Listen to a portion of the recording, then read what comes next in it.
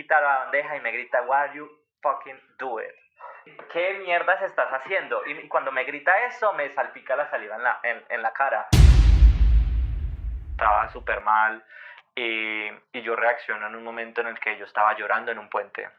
Pensando en lanzarte.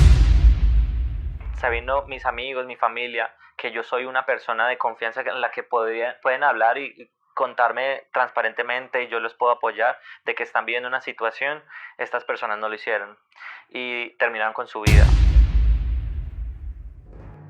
Existen caminos demasiado complejos para cruzar, con barreras muy altas para saltar o muy oscuros para ver adelante. Sin embargo, hay quienes cruzan esos senderos pese a que la sociedad o el peso de las circunstancias los hace tropezar. Imagina dejar tu mundo atrás, tu tierra natal, migrar a otro país y enfrentarte con los problemas del idioma, del clima, del frío, que no solamente es un frío, como lo dije, relacionado con el clima, sino también un frío emocional. Eso precisamente fue lo que hizo nuestro invitado de hoy. Y pese a todas las circunstancias, logró lo que para muchos parece ser imposible: sacar una carrera universitaria a distancia, lograr hacer una maestría, ocupar puestos de liderazgo en áreas de marketing en empresas muy importantes. Sin embargo, la lucha de este hombre no solamente fue la distancia, la migración, el idioma. Más bien, la lucha de este hombre es una lucha personal. Es una lucha por eso que llamamos a veces en Colombia y en muchas partes del mundo salir del closet, como si el closet fuera para las personas y no solamente para la ropa, ¿cierto? Luchar por mostrarse tal y como era en una sociedad tan machista como la nuestra. Sin embargo, un día decidió confesar quién era, mostrarse tal y como era, y desde entonces fue un hombre libre. Hoy, este joven de 30 años es un líder con impacto en el mundo, porque cuando tú decides mostrarte tal y como es, la vida a tu alrededor se transforma. Si crees que el peso de ser quien eres te impide hacer lo que quieres, este capítulo es para ti. Con ustedes, mi amigo además, Alexis Antonio Vélez. Muchas gracias, Jaime. Wow. Salud, primero que todo. Salud. Bueno, 30 años, ¿no? Sí, recién cumplidos. ¿Cómo estuvo la fiesta? Cuénteme. Empecemos por ahí. Cumplió 30 años este mes, sí, fin de semana pasado. Hizo una fiesta, ¿por qué? Porque Dioses del Olimpo. Bueno, para mí fue una excusa para reunir amigos de diferentes grupos. Por ejemplo, amigos del SENA, amigos del colegio, incluso fueron amigos de primaria, que hace muchos años no veía. Y fue algo soñado. Desde pequeño siempre me ha gustado reunir gente, como organizar eventos, fiestas, reuniones, y también involucrar a amigos en proyectos en los que he estado. Entonces yo dije, esta es la oportunidad perfecta, voy a ir a Colombia, voy a ir a celebrar mi cumpleaños, voy a celebrar mis 30 años y hagámoslo con una temática. Y a mí siempre me ha llamado la atención el tema de los dioses griegos, como la mitología griega. Y dije, disfracémonos de los dioses del Olimpo y hagamos un show, como hagamos un performance, algo teatral, una muestra, y que el que quiera disfrazarse lo haga, y quedé muy contento con el resultado. Bueno, qué chévere que le haya pasado. Bueno, precisamente los griegos fueron migrantes por naturaleza. El ser humano ha sido un migrante, ¿cierto? De hecho, las grandes sociedades se han forjado. Colombia misma, si uno se va para las costas, se va para Bogotá, se ha forjado de migrantes, ya sea de migrantes internos y de migrantes externos, por supuesto. Estados Unidos es Estados Unidos por los migrantes. Empecemos por ahí. La experiencia de migrar, la experiencia de estar en este momento en Londres, en Inglaterra. ¿Cómo fue eso, hermano? Bueno, pasa y acontece que yo soy un afortunado y me considero también como muy suertudo. Mi mamá lleva muchos años en el exterior, en España, y gracias a ella pues pude obtener mis documentos nacionales de España también, mi pasaporte, por ejemplo, y eso digamos que me abrió una puerta que muchos no tienen, y es tienes un documento internacional y con ese puedes viajar y digamos que tienes un poco más de puertas abiertas, ¿no? Por el tema de documentos. Aún así, migrar es dejar todo lo que conoces, todo, dejar tu familia, tus amigos, literal salir de la zona de confort. O sea, como si tú te mueves de un pueblo a otro, de una ciudad a otra o de un país a otro. El sentimiento es el mismo, estoy en tierra desconocida, tierra ajena, me toca aprender nuevas costumbres, entender diferentes tipos de personalidades. Y bien, yo me fui cuando tenía 21 años. Todavía muy joven, acababa, digamos, de salir del SENA y luego empezar una carrera universitaria a distancia aquí en Colombia. Y dije, ¿por qué no? ¿Por qué no hacerlo en el exterior? Digamos que me consideraba exitoso en Cartago, que es de donde soy. Y esa oportunidad de viajar fue para mí como explorar nuevos mundos mientras soy joven, aprender un nuevo idioma, reforzar mi inglés. Fue como una experiencia, ya que estudiaba online, podía hacerlo desde cualquier parte del mundo donde solo estuviera conectado a internet. Y así fue que emprendí el viaje. Pero no fue tan fácil. Bueno, empecemos a hablar de cositas. Listo, Alexis, como lo dijo, aquí tenía un trabajo. Sí.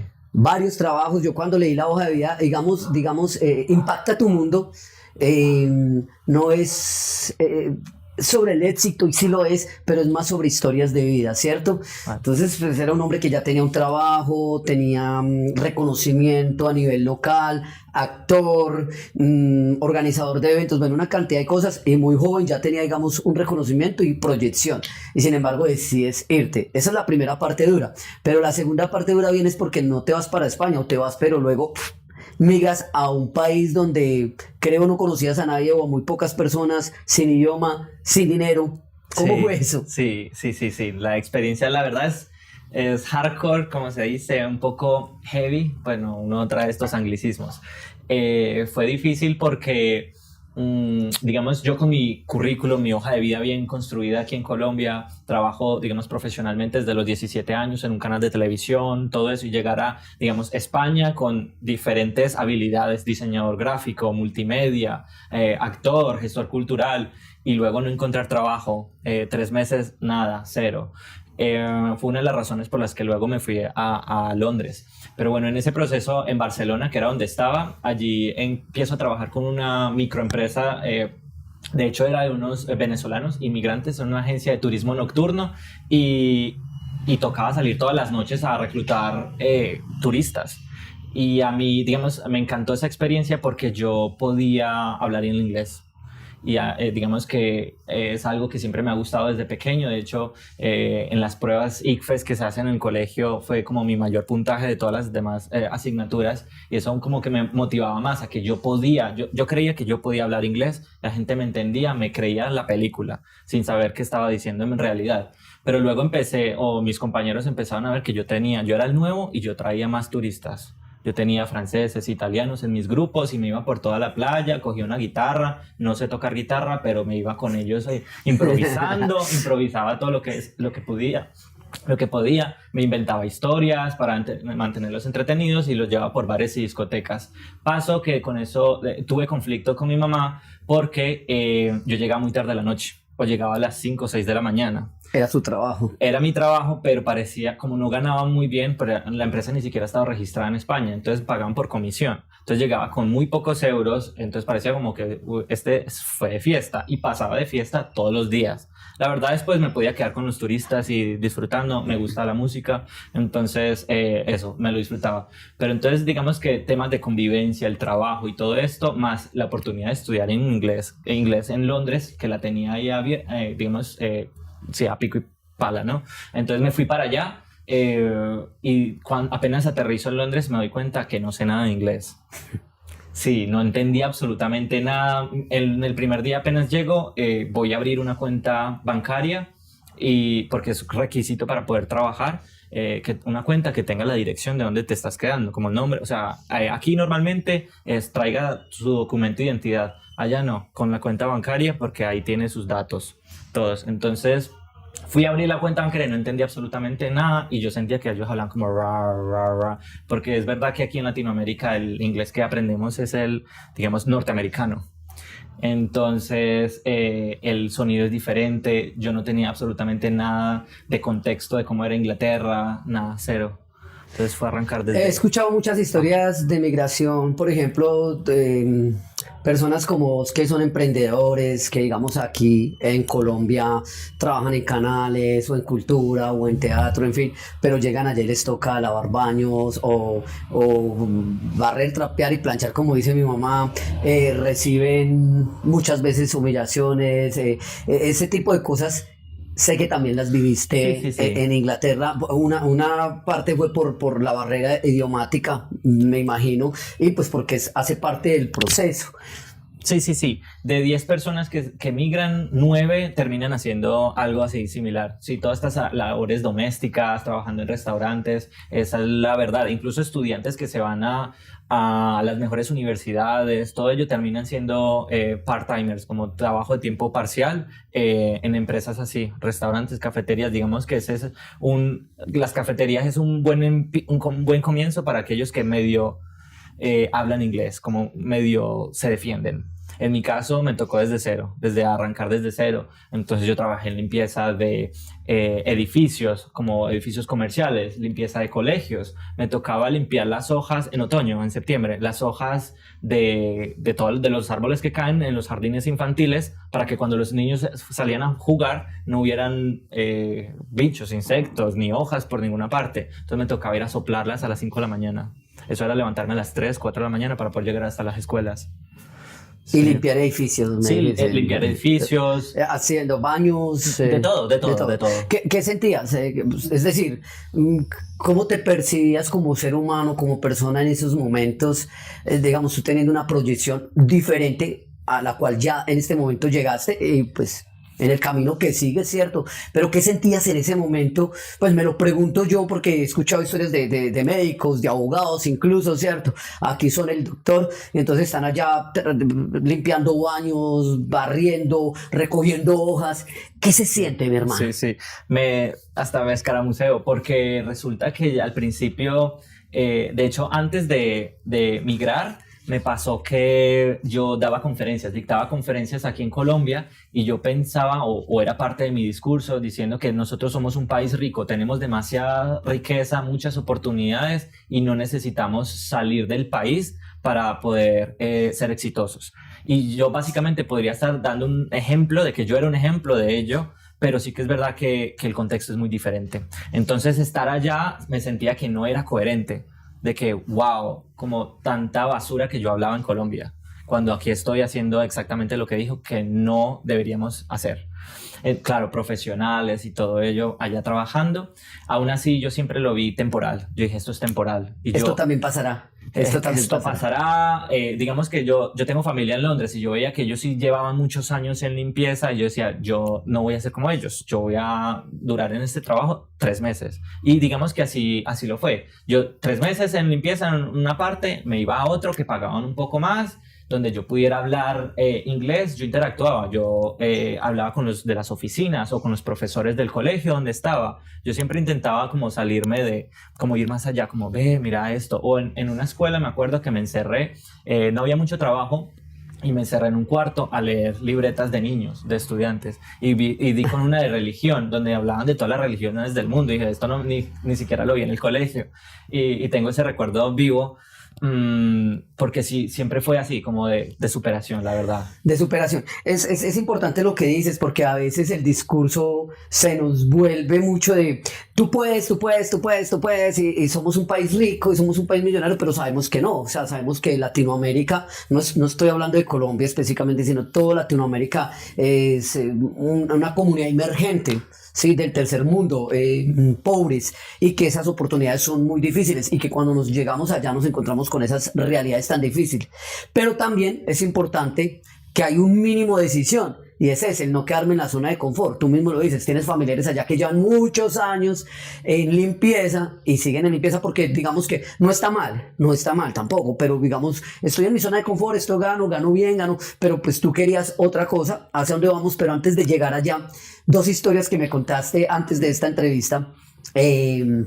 Una que nos pasa a los colombianos también, quedarnos sin pasaje cuando vamos o volvemos del trabajo. Sí. Salud sí. para que la cuentes con la mayor profundidad posible. Y la otra que tiene que ver cuando tú dijiste definitivamente tengo que cambiar, tengo que sí hablar y hablar el idioma, que fue bueno, creo que era un restaurante o algo de eventos. Tú lo contarás mejor. Sí, resulta que y el tiempo iba pasando. Yo iba cambiando de trabajos, llegué a tener 3 trabajos en el día.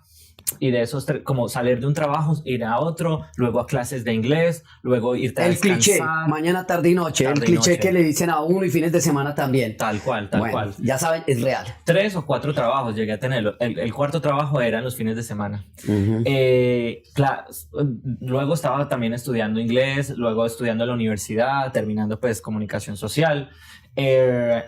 Y no sentía que avanzaba con tanto, digamos, trabajo, tenía dinero, estaba tal, y una vez me pasa que voy al metro a comprar mi autobús porque hay que recargar las tarjetas de autobús y solo tenía 20 libras en efectivo. Entonces meto el billete y se traga la máquina ese billete. Entonces me toca devolverme caminando, llorando. Tenía WhatsApp y ahí estaba, pues, digamos, con la única persona con la que confié o que me pude desahogar fue mi mamá. Y ella, pues, obviamente no estaba de acuerdo con que yo estuviera ya aguantando, digamos, no hambre, pero tanta carga. ¿Qué hora era? Eran 11 de la noche, yo tenía que llegar a mi casa para dormir y levantarme a las 3 de la mañana para el otro trabajo. ¿Y caminaste a las 11 de la noche? ¿Cuánto tiempo para llegar? Una hora y cuarto, algo así. Sí, es decir, si nos centramos en Colombia, ir a otra ciudad, básicamente. Sí, no, eso fue, más de una hora caminé y... ¿Hacía frío? Estábamos en verano. Sí, no, hacía frío, o sea, tal cual, o sea, la imagen, un muchacho llorando, a cualquier persona le daría pesar, lástima. En ese momento, pues yo me sentí lo peor. Yo ¿qué estoy haciendo acá? Esto no va para ningún lado. Yo no me puedo devolver porque yo no soy un perdedor. Yo tengo una imagen en Colombia que es totalmente diferente a lo que estoy viviendo acá, como una realidad muy diferente. Entonces todo eso choca mentalmente, emocionalmente. Pero bueno, menos mal al otro día sale el sol, ¿no? Es como yo lo miro, yo soy como un optimista. Entonces, esto es temporal, va a mejorar. Luego, me registré en una empresa de eventos, fui hasta allá, no entendía mucho inglés, pero aún así me arriesgaba. Y en la agencia ellos me daban diferentes trabajos, digamos que empecé siendo kitchen porter, lo que se llama ir a lavar platos en eventos. Entonces, un concierto masivo, yo lavaba las copas, tal, luego sale. Luego fui avanzando, camarero, mesero, tal. Y en una de esas trabajé en un hotel Marriott para un Bar Mishpah. Era un hotel de lujo, el evento judío excelente, todo, digamos que muy prestigioso. Y a mí me asignan la sección de los niños. Y tenían muchos cubiertos y empieza el entrante, que se llama starter, no lo sabía, lo aprendí justo en ese momento. Luego me tocaba a mí recoger los cubiertos y yo empiezo primero con la mano y luego mi jefe, el supervisor de ese momento, me grita y me dice como, ¿qué estás haciendo?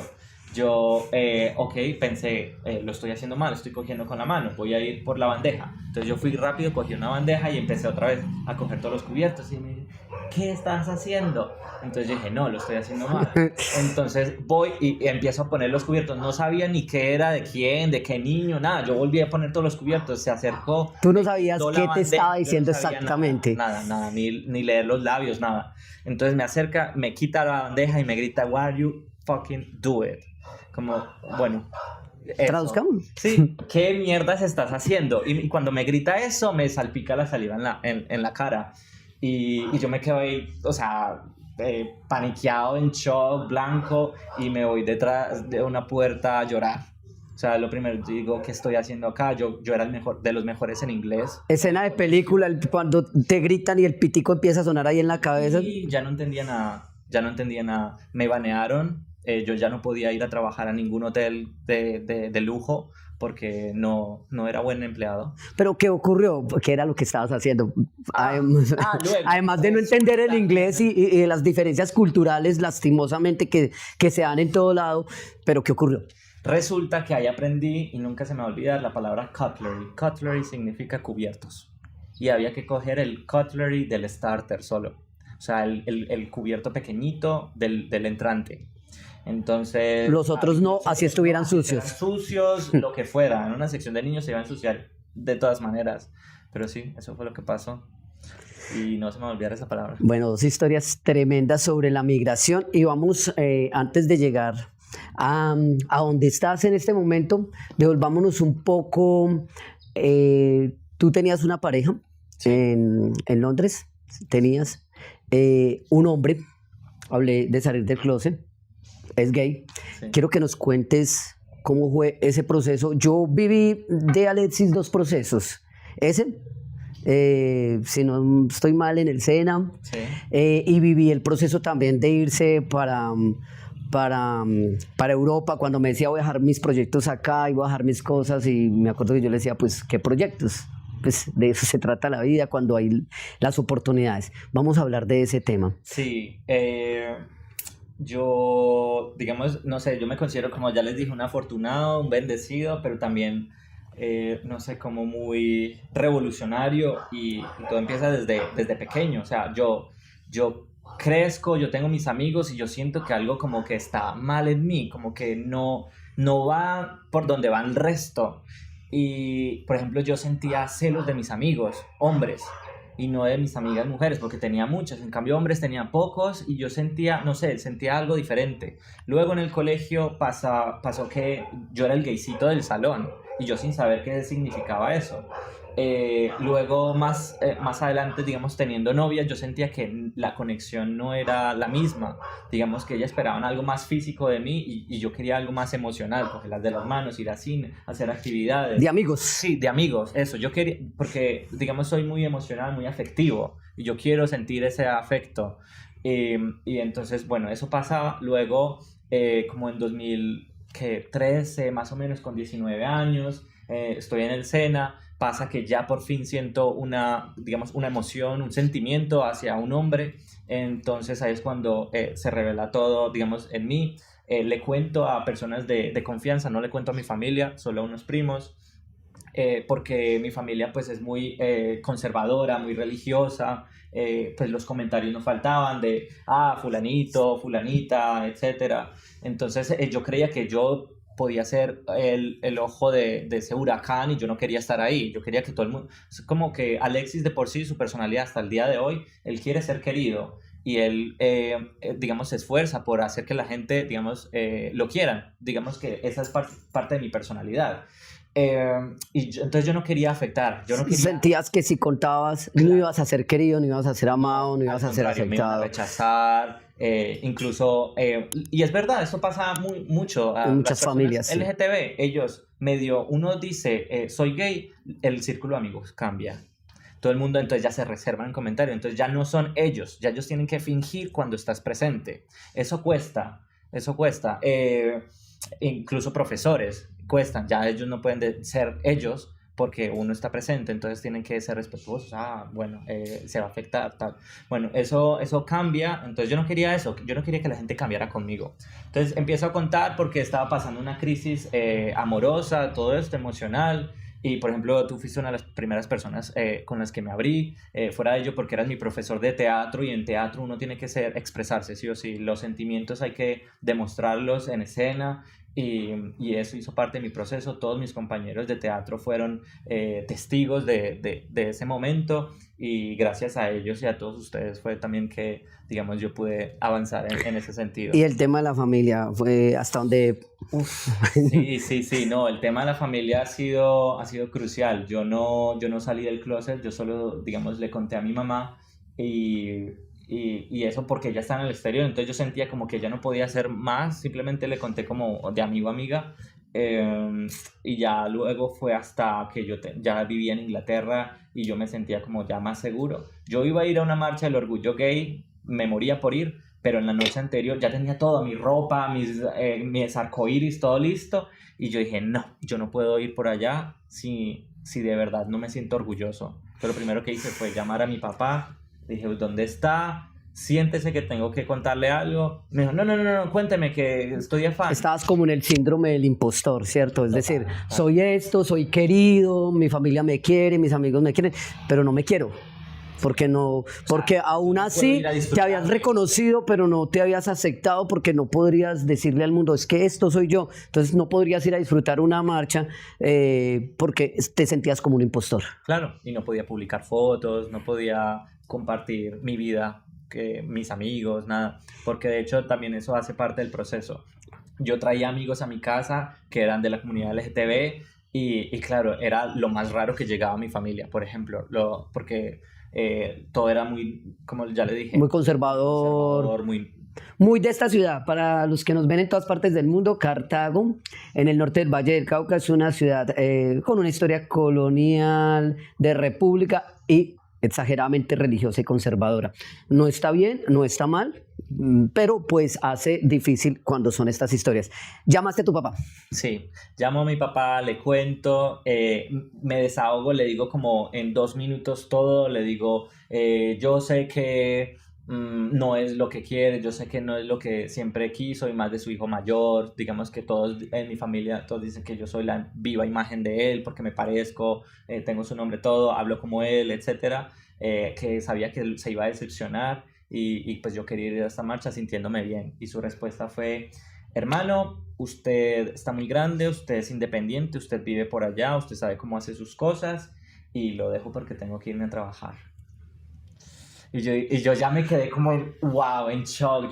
Yo no sabía que si eso era bueno, si era malo. Empecé a llamar a todos mis amigos, ¿qué hago? ¿Qué? Y todo, no, bien, lo tomó bien, no le dijo nada malo. Y otros, uy, hermano, en serio, como tan frío, fue así, en serio. Y ya no, al otro día fue a la marcha, sentimientos encontrados, todo. Y ya, digamos que lo peor vino después. Y fue que, digamos, ya mi familia se dio cuenta. Uh-huh. Ya todos se dieron cuenta. Digamos, mis abuelas fueron las que más difícil lo tomaron. Mi hermano también acá en Cartago. Sintieron quizás una culpa ay, él estuvo con nosotros, siempre fue así. Y quizás por nuestra culpa, por nuestros comentarios y todo ello, él se fue. Y por eso ha estado viviendo esas situaciones tan difíciles por allá en el exterior. Entonces eso pasó, luego una abuela dijo algo como yo rezo a Dios todos los días para que te cure. Para que te sanes. Para que me sanes, sí, ese comentario estuvo. Pero bueno, no, aparte de la experiencia y no, yo digamos que soy feliz, yo soy feliz con ese proceso y se lo recomiendo a todo el mundo. Es muy difícil, depende de familia a familia y a mí digamos que me tocó fácil entre comillas. Otros tienen otros amigos a los que yo les he aconsejado de que salgan del closet, como se dice vulgarmente, les han echado de la casa, les han dejado de hablar, los han eliminado del Facebook, cosas así. Tengo entendido que en ese proceso también has ayudado a algunos amigos, algunas amigas con ese tema familiar. ¿Cómo ha sido ese proceso? Que también es un proceso, como lo dije al inicio, de impactar a otras personas, de ayudarlos, porque no es para nada fácil que uno llame al papá y prácticamente le cuelguen el teléfono y tú lo viviste, pero es lo mínimo que pudo haber pasado frente a otras personas, como dijiste, los echan de la casa, los bloquean, bueno, una cantidad de cosas en esta sociedad que todavía tiene mucho que aprender. Sí, tú también lo dijiste en la introducción, yo soy un hombre libre. Desde que yo le dije a mi familia, la vida me cambió de la noche a la mañana positivamente, ya prácticamente vivía en la oscuridad, con tinieblas, así tal cual, imagínenselo dramáticamente, y ya luego de un día al otro, arcoíris, sol, luz, mucha gente enviándote mensajes de yo lo sabía, pero no sabía cómo acercarme, otros de no tenían ni pensado, pero te apoyo, eres un héroe, eres un valiente, y eso mismo usé o uso todavía para recomendarle y aconsejar a mis amigos, a personas que están cerca de mí, que lo hagan. O sea, uno se quita cadenas, peso de encima, uno respira diferente, camina diferente, o sea, es como que verdad, porque es que la vida solo es una y uno está viviendo una vida de mentiras.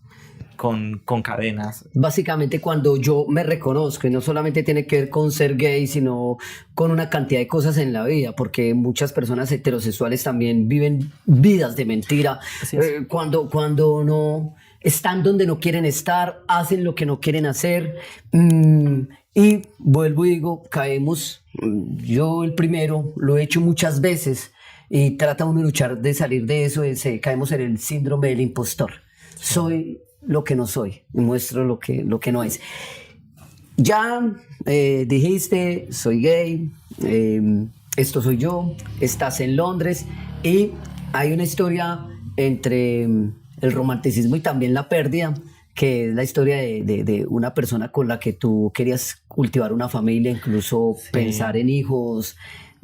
¿Cómo fue eso? Y por donde también iniciaste también como una travesía a mejores oportunidades laborales también. Sí, totalmente. Yo llevaba en Londres ya un año. Fue un año muy difícil. Yo creo, y es lo que le digo a todos mis amigos que emigran, uno empieza a disfrutar la estadía en el extranjero cuando llevas 2, 3, 4 años más o menos, y todos como que se defraudan. No, ¿en serio? ¿Tanto tiempo? Y es que es verdad, puedes tener documentos o no tener documentos, la sensación es la misma, más o menos es como una curva. En mi primer año me fue mal en muchos aspectos, digamos, porque como ya tenía una vida profesional y luego enfrentarte a todos los paradigmas que decían, no, esto no, de esta agua no beberé, pues la bebiste, aprende y muévete de ahí. Me vi muy mal mentalmente, emocionalmente. Incluso yo grababa contenido para YouTube y en uno de esos videos dije, estoy cansado. Estoy cansado, decía, todo me pesa, cansado de todo, del trabajo, de madrugar, de tener que estudiar una carrera universitaria, o sea, que decía el materialismo, todo me pesaba, y una vez la vi negra, y por eso yo también soy un abanderado de la salud mental. En ese momento estaba súper mal, y yo reacciono en un momento en el que yo estaba llorando en un puente. Pensando en lanzarte. Yo estaba, o sea, todo se me atravesaba por la mente. Yo solo veía los carros pasar y no, yo no pensaba ni en mi familia ni en nada. Yo pensaba en mí, en lo difícil que era todo y forzar todo.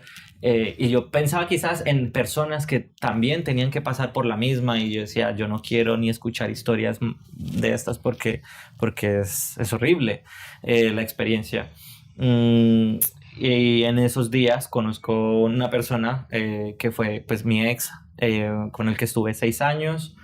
Al poco tiempo de conocerlo, me dice que me vaya a vivir con él, y yo estaba buscando irme de Londres como fuese.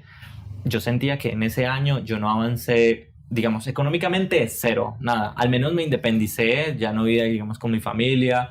Pero a costa de 5 trabajos. Pero, exacto. Sí. Eso era difícil, el inglés estancado, yo no avanzaba, yo solo, digamos que trabajaba con latinos, y el tema muy común entre los latinos es, voy a mandar dinero a mi país, mi mamá está enferma, tengo que pagarle los medicamentos a ella, entonces trabajo para enviarle a otros. Y yo decía, yo estoy cayendo en eso mismo, yo no estoy disfrutando, yo estoy sufriendo mi vida, mi juventud. Entonces yo estaba buscando un pueblo donde irme y mejorar mi inglés para poder mejorar mis condiciones. En esas pues conozco a mi pareja, luego lo presento a mi familia por videollamada, les cuento, todo fue, digamos, mucho más sencillo esta vez. Pues ya se lo veían venir, o sea, gay, luego tendrá una pareja, luego más cosas, ¿no? Entonces me voy de Londres, y donde llego a trabajar en una cafetería, yo soy la única persona en el centro comercial que habla español.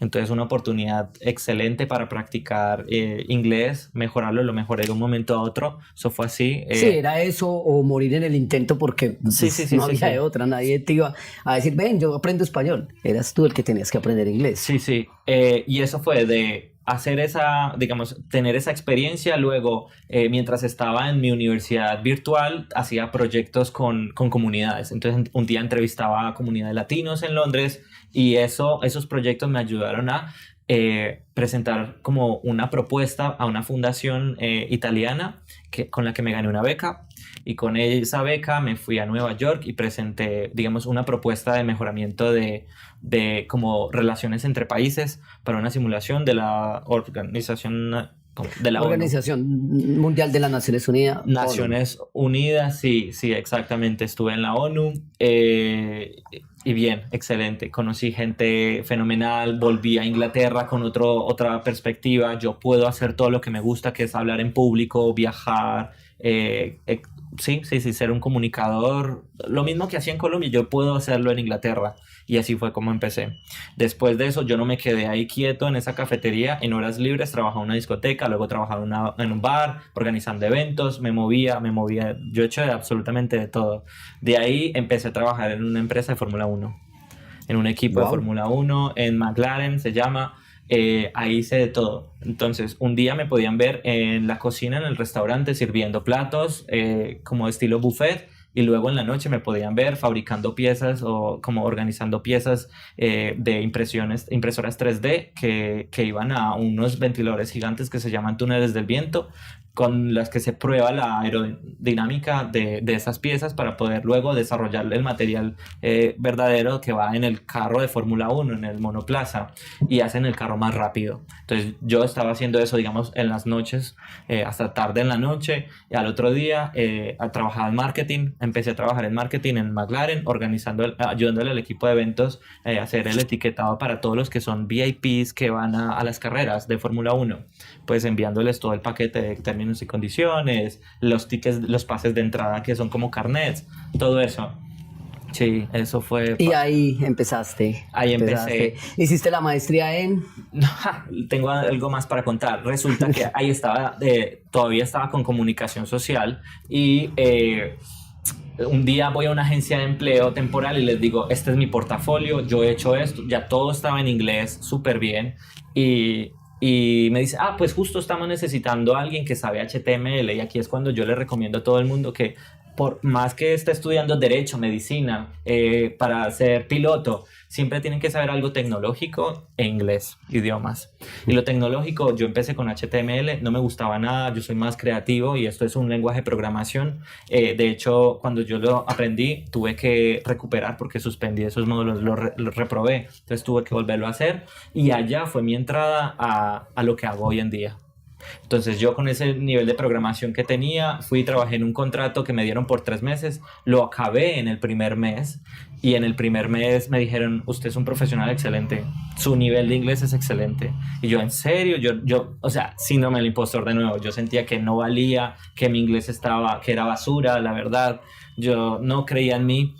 Luego eso me demostró que sí podía. Y 2-3 meses después me encontré trabajando en esa misma empresa. Me ofrecieron un cargo que no existía, que era organizador de conferencias, no existía, y me lo dieron. No, era como investigador de contenidos para las conferencias, y al mes me aumentaron a tener mi propia, era gerente de conferencias. Wow. Y no me había graduado de comunicador social todavía. Eso fue en 2019, antes de la pandemia. Luego llegó la pandemia y se me acabó el trabajo. Todo el departamento de eventos despedido. Entonces tuve que volver a email marketing, HTML, y eso me llevó hasta el día de hoy. Puedo decir ahora ya lo que hago. Pero entonces, parémonos ahí. En pandemia todavía estabas con tu pareja. Sí. Sí, en pandemia todavía estabas con tu pareja, una relación de 6 años, y nos devolvemos tranquilo.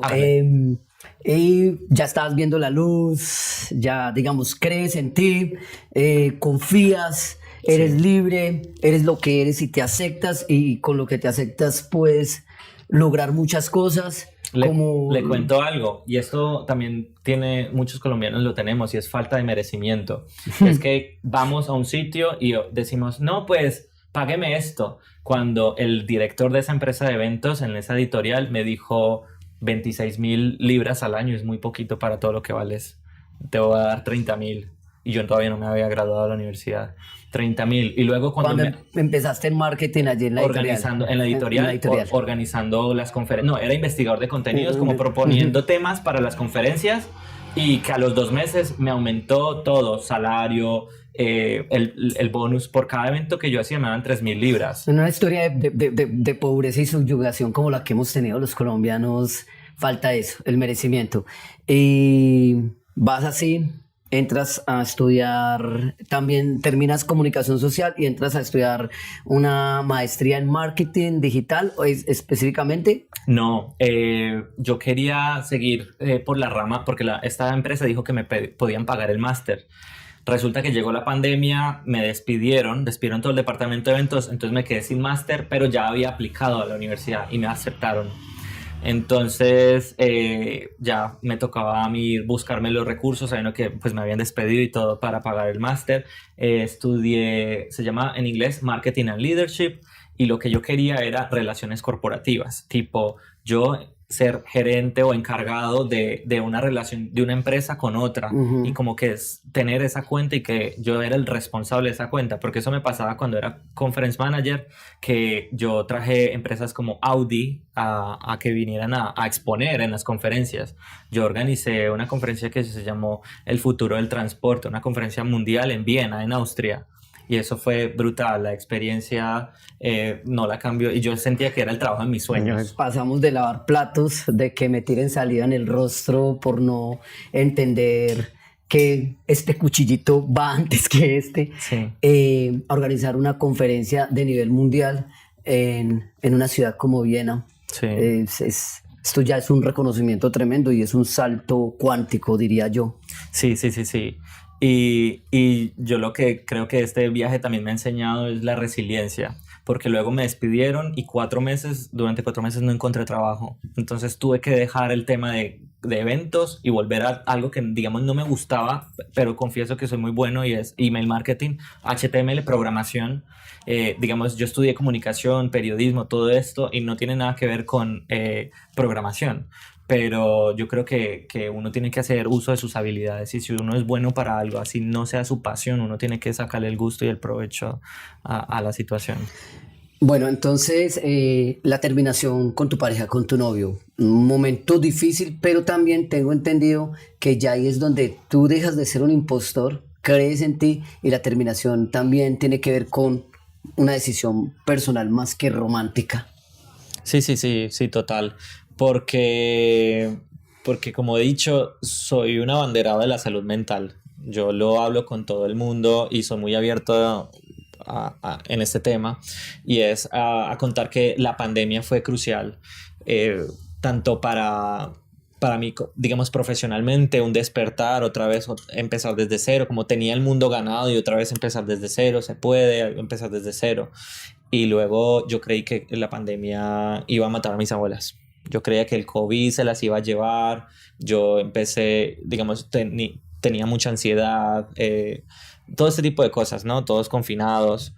Empiezo terapia, veo que empiezo como que a salirme del Alexis. El Alexis está viviendo una rutina ya en su casa, tal, pero mentalmente haciendo conciencia, reflexionando de qué estaba viviendo. Veía que había un declive en mi relación de pareja. Entonces, digamos, empiezo a trabajar en ello. Personalmente, digamos, tenía dificultades de salud también, que me pasaron muchas cosas. Digamos, pero pensando en que yo soy la persona más importante en mi vida. Sigues en terapia. Sigo en terapia. ¿Sigues en terapia? Sí, yo no he Algo parado. que yo creo que deberíamos de recomendar de aquí en adelante en Impacta Tu Mundo es todos, absolutamente todos, deberíamos ir a terapia. Sí. Creo que es más en estos tiempos aciagos, es un deber con nosotros mismos. Sí, y tengo un ejemplo. Yo acabo de hacer una fiesta, digamos que para mí fue enorme, impactó bastante positivamente mi vida. Necesito terapia, porque necesito asimilar ese momento, guardarlo de la mejor manera, porque obviamente nada es perfecto. Entonces hubieron situaciones, hubieron cosas, por ejemplo, que yo invité muchísima gente y invité gente que quería y no fue. Entonces eso es como que, como el vacío, ¿no? Como que, estas personas. Entonces tengo que hacer terapia para aceptar esas cosas. Cuando, por ejemplo, obtuve el trabajo que tengo actual, hice terapia también. Terapia de aceptación, de merecimiento. De ahora, típico esto también, el síndrome del impostor, y nosotros como latinos, entonces tengo que demostrarle a mi jefe que yo valgo la pena y me tiene que renovar el contrato, me tiene que pasar el periodo de probación. Pues no.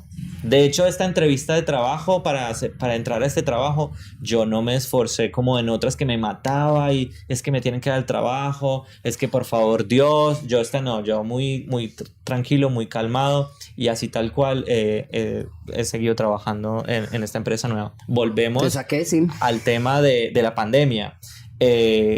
La pérdida, yo veía que mis amigos perdían a sus abuelos, lo difícil que era no ni siquiera ir a un funeral a despedirlos, porque si fueron confinados se los llevaron al hospital y ya no los volví a saber. Entonces eso fue como una carga. Yo sentía que yo tenía que ayudar a la gente y empecé un programa como de televisión por Facebook y entrevistaba a amigos de todas partes del mundo para que ellos contaran desde su perspectiva, su contexto, cómo estaban viviendo la pandemia y desde sus profesiones. Entonces eso ayudó a conectar amigos y yo también como a evolucionar, ¿no? Entonces luego cuando ya acaba la pandemia, tengo otros trabajos, ya no más confinamiento. Mi pareja obtiene un trabajo en el exterior, en el extranjero, entonces tenemos que separarnos por una cantidad de tiempo y durante la pandemia ya lo habíamos hecho. Entonces digamos que yo reflexionaba con mi terapeuta todos esos distanciamientos y el impacto que podrían tener. Entonces yo me preparé para lo que podía ser una ruptura o un paso más adelante que era un matrimonio, empezar familia, porque siempre digamos que es un sueño que tengo. Y entonces yo veo que mi pareja no hacía terapia, no creía, digamos, porque es de un mundo de ingenieros, de ciencia. Digamos que el tema de la salud mental no es tan fuerte y lo ven un poco como un chiste o todavía hay mucho paradigma, ¿no? Entonces veía que había un poco esa distancia, como ese nivel de reflexión muy diferente y ya al momento de la ruptura para mí fue como perfecto.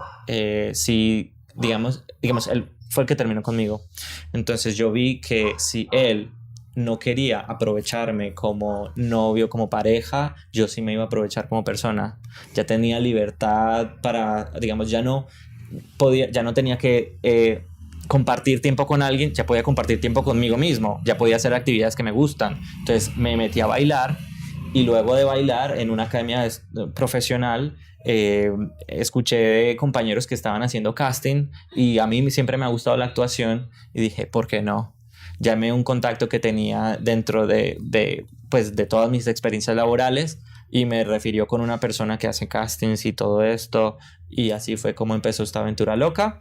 Y sí, soy actor en Londres, se llama Background Artist o como artista de apoyo y he trabajado en películas y en producciones. Películas y series que puedas nombrar que ya estén rodando, que hayan rodado ya en alguna plataforma. Sí, no, he grabado con productoras de Hollywood, nivel de Hollywood, pero digamos que algo que ya esté al aire es Canal 4 en Inglaterra, un canal de televisión, y grabé una serie muy famosa que se llama Made in Chelsea, que es como un reality show de niños ricos de Inglaterra, de un barrio de Londres, y ellos han crecido, ya van como en la temporada 27 y han crecido, desde pequeños los grabaron cuando eran adolescentes y ya ellos ahora están formando sus familias, tienen sus hijos y todavía hacen parte del reality show y yo hago parte de un episodio muy gracioso, episodio 9, temporada 27, en el que hago parte de una fiesta, como ambientando un concierto y después del concierto me llevan a otra escena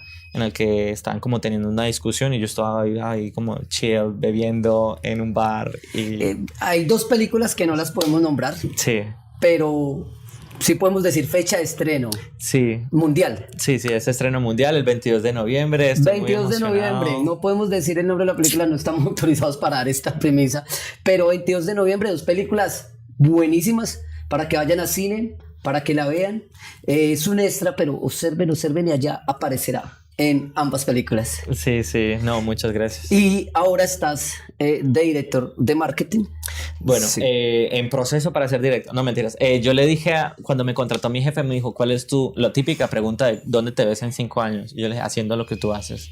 O sea, si te descuidas, como decimos en Colombia, parcero, hasta luego.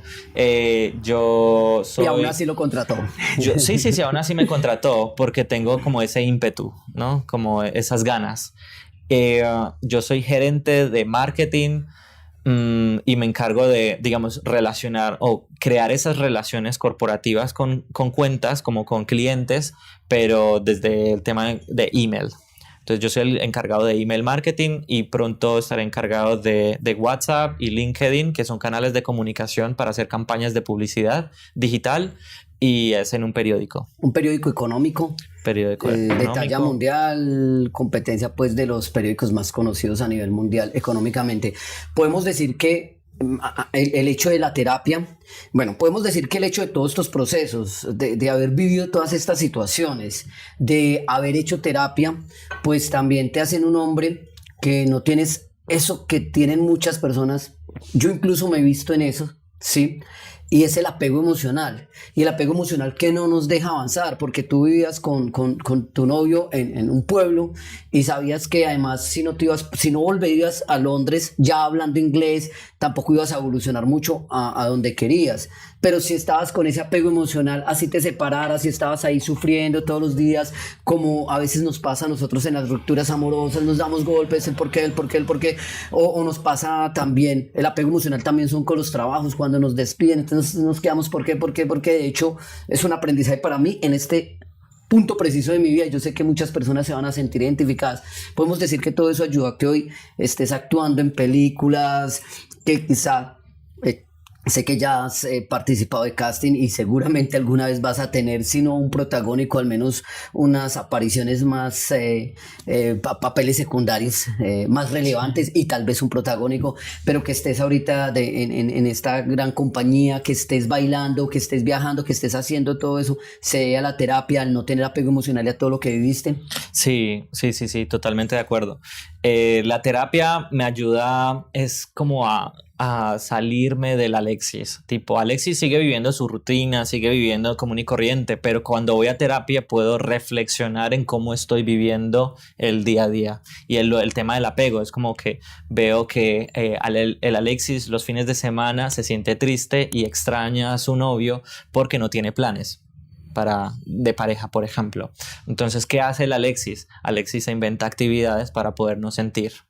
Alexis se inventa ir a clases de baile los fines de semana. Alexis obtiene un nuevo trabajo en una tienda de ropa los fines de semana. Entonces eso me ayuda desde un punto de vista como a ver críticamente qué es lo que yo mismo hago o qué decisiones tomo para evitar sentir eso, pero luego cómo estoy yo viendo de que esas actividades me ayudan de alguna manera a lograr un objetivo, un punto B. Por ejemplo, una de las actividades extracurriculares que adquirí es que soy mentor en una universidad en Londres para el área de empresa y marketing. Y entonces tengo estudiantes que vienen a mí a que les enseñe cómo aplicar a trabajos, cómo hacer sus hojas de vida. Y estoy muy contento porque una de esas estudiantes es colombiana. Hay un par de pérdidas de las que también habíamos hablado, las podemos tocar rápidamente, un par de pérdidas de muertes de dos personas que tú estando en Londres murieron y que fue un choque también espiritual para ti y que también eso te ha ayudado a ser más fuerte. Sí, me encanta el tema. He sido un abanderado de la salud mental y para mí fue brutal, como un choque que... sabiendo mis amigos, mi familia, que yo soy una persona de confianza en la que pueden hablar y contarme transparentemente y yo los puedo apoyar de que están viviendo una situación, estas personas no lo hicieron y terminaron con su vida. Y ya luego en terapia aprendí que ellos no tenían opción, es una enfermedad como el cáncer, es una enfermedad como que les ciega la vista, ellos no ven en los demás una ayuda, ellos simplemente ven que la gente está muy ocupada, de que la gente no tiene tiempo para ellos, pero es porque la misma enfermedad les nubla la visión, es como tener, sí, una gripa, es algo que existe, sino que no lo vemos. ¿Fue tu tía? Sí, una tía y una amiga de aquí de Cartago. Una amiga de Cartago.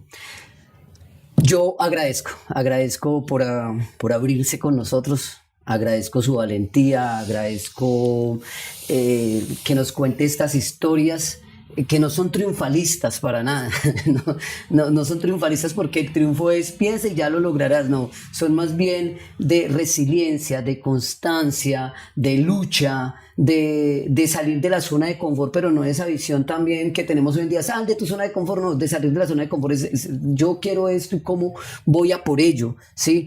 De llorar en una calle a oscuras a las 12 de la noche, de estar en un puente viendo pasar carros así y todas esas cosas que nos hacen más fuertes. Agradezco porque te abriste con nosotros, así como te has abierto con el resto del mundo, con las personas que te han ido conociendo, con los amigos, con la familia, y de verdad agradezco mucho que estés acá. ¿Cómo impactas tu mundo? Ya lo has dicho, siempre igual esta va a ser una pregunta retórica para nosotros en nuestro programa, pero así se llama, y pues de eso se trata la entrevista, pero ¿cómo crees tú que impactas tu mundo? Yo creo que con el amor. Cuando yo quiero a una persona o yo veo una persona nueva entra en mi vida de cualquier edad, de cualquier persona, y yo le doy algún detalle de amor, o sea, de incluso la bienvenida, la mano, un apretón de manos, un abrazo, yo siento y de verdad creo en eso, de que la vida me va a compensar. Amor gratuito. Si yo doy amor, la vida me da más amor.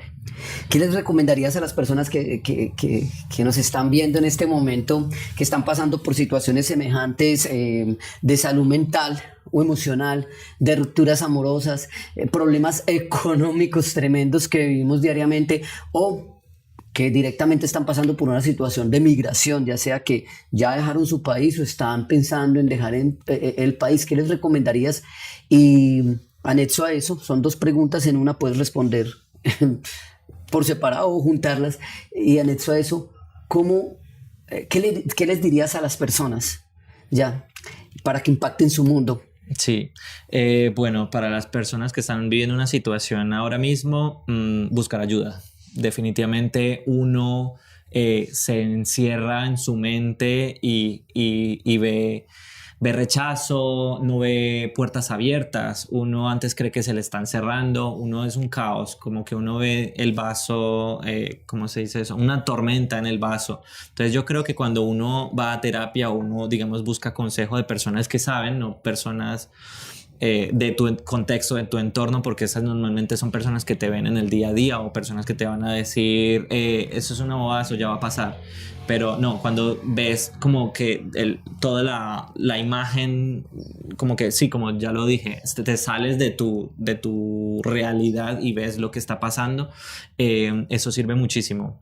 Luego, necesitas un estímulo personal, profesional, sentirte, digamos, suena feo, pero uno se tiene que sentir útil, querido. Todos estos sentimientos pueden salir de ti mismo. O sea, yo mismo soy el que, si veo que me siento como frustrado, bloqueado en algún momento, ¿qué puedo hacer yo para salir de ahí? Entonces yo, por ejemplo, me invento, o es algo que le digo a todo el mundo, inglés. El inglés es un idioma que lo respiramos en el día a día. Muchas cosas están en inglés, tenemos anglicismos que vienen todos los días. Y la gente tiene esa barrera mental de eso es muy difícil, eso es muy maluco. Yo es que necesito una academia, yo necesito un profesor, yo necesito pagar para ello. Y para mí el inglés siempre ha sido autónomo.